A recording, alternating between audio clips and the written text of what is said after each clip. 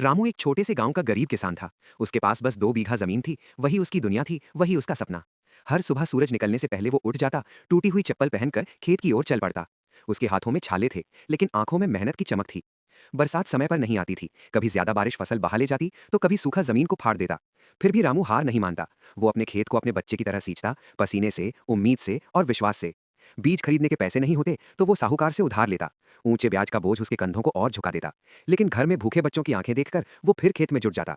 उसकी पत्नी सीता भी उसका साथ देती, कभी गोबर के उपले बनाकर, कभी दूसरों के खेतों में मजदूरी करके। दिन भर धूप में झुलसते हुए रामू हल चलाता। हाथ कांपते, पीठ दर्द करती, पर वो रुकता नहीं। शाम को जब वो सूखी रोटी और प्याज खाकर सोता, तो भी अगले दिन के लिए नए सपने देखता। इस बार फसल अच्छी होगी, कर्ज उतरेगा, बच्चों को पढ़ाएगा। एक साल बहुत मुश्किल आया। आधी फसल नष्ट हो गई।